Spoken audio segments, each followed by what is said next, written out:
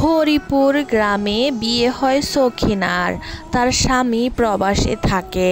কিছুদিন পর অ্যাক্সিডেন্টে তার স্বামী মারা যায়। তার দুই সন্তানদের নিয়ে তার জীবনযাপন করা খুবই কষ্টকর হয়ে পড়ে। তাদের থাকার জায়গাটুকুও ছিল না। সখিনা তখন সন্তানদের নিয়ে শহরে চলে আসে, মানুষের বাসায় কাজ করতে থাকে। তারপর সে কাজ নেয় ইটের ভাটায়। সারাদিন কষ্ট করার পর যে টাকাটুকু পায় তা দিয়ে তার সংসার চালানো খুবই কষ্টকর হয়ে পড়ে। তার কিছুদিন পরেই চলে আসে কুরবানির ঈদ। সখিনার সন্তানরা দেখে কেউ নিচ্ছে গরু, তো কেউ নিচ্ছে ছাগল, তো কেউ নিচ্ছে উট কোরবানিতে জবাই করার জন্য। এ দেখে তাদের খুবই মন খারাপ হয়।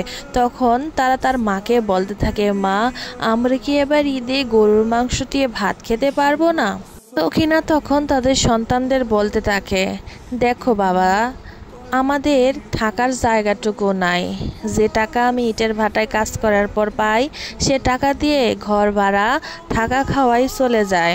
আবার কুরবানিতে গরুর মাংস ভাত যে খাবে, সে কোথা থেকে তোমাদের এনে দিব বাবা? সখিনা ও তাদের পরিবারের সবাই অপেক্ষায় বসে থাকে, হয়তোবা কেউ একজন তাদের জন্য গরুর মাংস নিয়ে আসবে।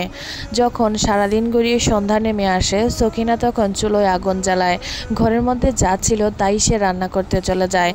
একটু পর সখিনা সে বাচ্চারা শুনতে পায় শহরের গলিতে বিভিন্ন ধরনের আওয়াজ হচ্ছে। তখন তারা খেয়াল করে দেখে সেই শহরের যুবকরা তাদের কুরবানির গরুর গোশতকে পলিথিনে করে সবাইকে বিতরণ করছে। তখন সেই যুবকরা সখিনাদের ঘরেও আসে এবং তাদেরকে গরুর মাংসের একটা পুটলা দিয়ে যায়, যার ফলে সখিনার সন্তানরা খুশিতে আত্মহারা হয় এবং চিৎকার করতে থাকে। সখিনাও তখন মনে মনে খুশি হয় এবং আল্লাহর শুকরিয়া আদায় করে এবং সে তাড়াতাড়ি চলে যায় রান্না বসাতে এবং সে সুন্দর করে গরুর মাংসগুলোকে অনেক ভালোভাবে রান্না করে এবং তার সন্তানদেরকে খেতে দেয় এবং বলে যে আমাদের রিজিকে ছিল আল্লাহ তাআলা সে কুরবানির গরুর গোশত দিয়ে রাতের খাবার খাওয়াবেন, তাই আমরা রাতের খাবার গরুর গোশত দিয়ে খাচ্ছি। সবসময় আল্লাহর উপর সন্তুষ্ট থাকা প্রয়োজন, আল্লাহর শুকরিয়া আদায় করা প্রয়োজন। আল্লাহ তাআলা কখনোই কাউকে নিরাশ করেন না। কুরবানির ঈদের সময় একটা বিষয় অবশ্যই খেয়াল রাখবেন, আপনার বাড়ির আশেপাশে যারা কুরবানি দেয় না, অর্থাৎ তাদের সক্ষমতা নাই কুরবানি দেওয়ার, তাদেরকে একবেলা গরুর মাংস দিয়ে ভাত খাওয়ার জন্য হলেও ততটুকু পরিমাণ মাংস তাদের বাড়িতে পৌঁছে দিবেন। হয়তো তারা লজ্জায় আপনার বাড়িতে গরুর মাংস চাইতে আসবে না, কিন্তু আপনার প্রতিবেশী হিসাবে দায়িত্ব আপনি তাদের বাড়িতে গরুর মাংসখানে পৌঁছে দিবেন। হয়তো তারা অপেক্ষায় বসে থাকে কখন আপনি তাদের জন্য গরুর মাংস নিয়ে যাবেন আর কখন তারা রান্না করে সেই মাংস দিয়ে ভাত খাবে।